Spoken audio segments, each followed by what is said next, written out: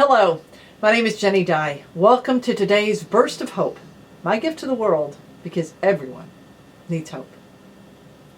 If you're a living, breathing human being, which I am assuming you are, then you battle with fear. There have been times in your life, maybe many times, maybe even right now, when your fear has kept you from doing something you really wanted to do. I know I certainly fit in that category, but I can also tell you that it happens far less now. Why? Well, that's what I want to tell you about. I'm here today to tell you about an extraordinary animal who taught me more about conquering fear than any human ever has. Caspian was a new addition to my household. I was already calling him my miracle dog. Caspian edged his way into my world one day when I was driving home from work, cruising along the roaded woods leading to the small farm I lived on. He appeared out of nowhere, easing out from behind a tree and moved closer to the road, watching me approach. My heart sank as soon as I saw the skinny, pitiful excuse for a dog. You could see the fear and pain in his eyes. I'm a sucker for any animal, but every animal I've ever owned has been a stray or a rescue. I pulled over to the side of the road and jumped out, but he had already disappeared. I searched and called for about 20 minutes before I gave up. I thought about that poor dog all night. The next day I saw him again, in the same curve of the road. I stopped again. He ran away, again. We repeated this scenario every day for a week. I had already named him Caspian. I longed to take him home, fix him up, and make the fear disappear from his eyes. Instead, I could only watch him grow skinnier. Finally, one week into this little game, after I had pulled over and he had run away yet again, I yelled into the woods, "I give up! I'm not going to work tomorrow. If you need my help, you're going to have to come to me." Well, what a stupid thing to say. I lived 3 more miles up the road. How in the world was he supposed to know where to come, and what made me think he was listening? The silent woods stared back at me as I got in my car and drove home. I thought about Caspian all night, especially when I was feeding my 2 black Labrador retrievers, both fit, glossy, and happy. I imagined him out in the woods again, starving and afraid. I walked out onto my porch that night and stared in the direction of the woods I knew he was hiding in. "Come on, buddy," I whispered. "You've got a home here, if you'll just let me help you." I'd already decided to go look for him on my day off. The next morning I had breakfast, threw on a light jacket, and headed out to look for him. I walked off the porch and stopped dead in my tracks. Caspian was huddled up against a large oak tree, his eyes glued on my face. I could tell he was terrified. I could also tell he had reached the end of his rope. He was skin and bones, covered with ticks, fleas, and sores, and he'd been shot, his skinny body riddled with buckshot. I dropped down to my knees and started talking to him. "Hello, Caspian. I don't know how you found me, but you're safe now. You're home. We're going to get you fixed up, buddy. You're home." I don't know how long I knelt there talking to him before he finally crept over to me and laid down at my feet. I stroked him until he began to relax, and then picked him up and put him in the front seat of my truck. He needed help immediately if he was going to make it. It took weeks of vet treatments, baths, and many bowls of food. But he finally began to look like a dog that was going to make it. His bones began to disappear. His coat took on a shine, and he became my constant shadow to show his appreciation for me saving his life. He was always with me, except when I went upstairs to my office. My home had a wide expanse of wooden stairs that led to the 2nd floor. Caspian was terrified of them. It didn't matter what I did to build his confidence or what wonderful tidbit of food I tempted him with. He refused to climb those stairs. He would just cower at the bottom step and shake all over whenever I got him near them.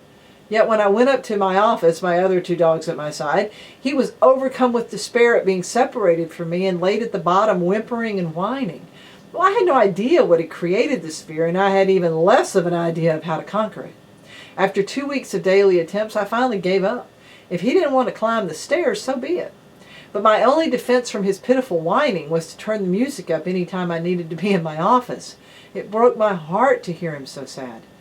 When I would leave my office and come downstairs, Caspian would erupt with frantic joy to be reunited once again.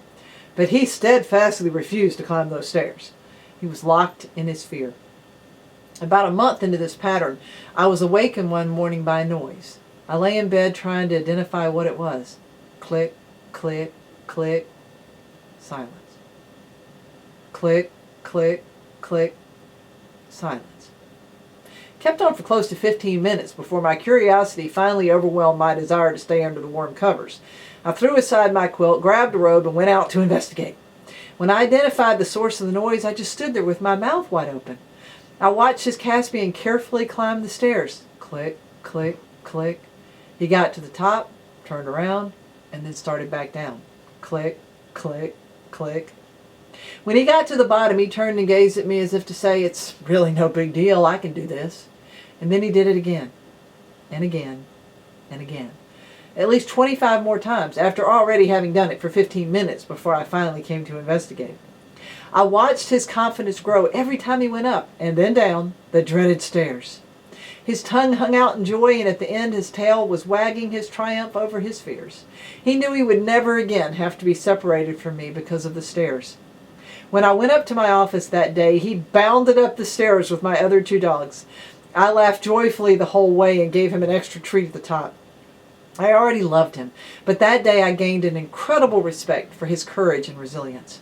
I was also challenged about what I was willing to do to overcome my fears.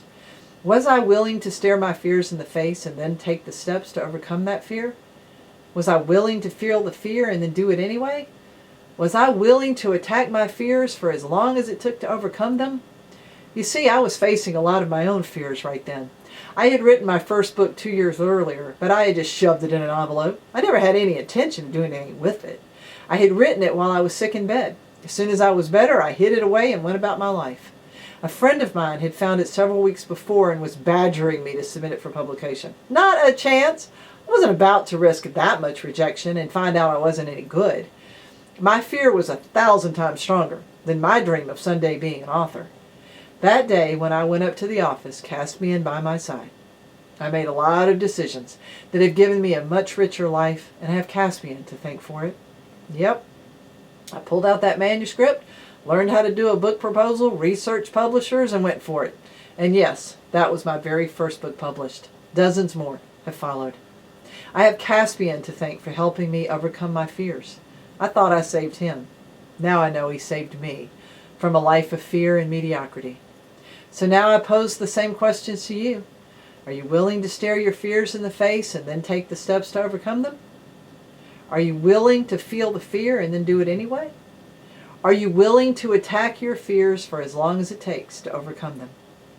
Every time you are faced with a fear, try to remember a courageous dog that was able to conquer his fears with love and determination and then follow his lead. All of us are afraid of something in our lives. There's no shame in being afraid. The key to victory, however, is to face your fear head on and do whatever it takes to overcome it. You can let your fears stop you from achieving all you want in life, or you can follow Caspian's lead and conquer the stairs. I happen to believe you have what it takes to conquer your fears. Taking those steps is the ultimate expression of hope. Remember my definition of hope? Hope is the bird that sings to the dawn while it is still dark. You can choose to sing before the light starts flooding into your life, believing that it will come. I'm here on the journey with you. Remember, the choices you make today will determine the rest of your life. My hope is that you will choose hope. Until next time.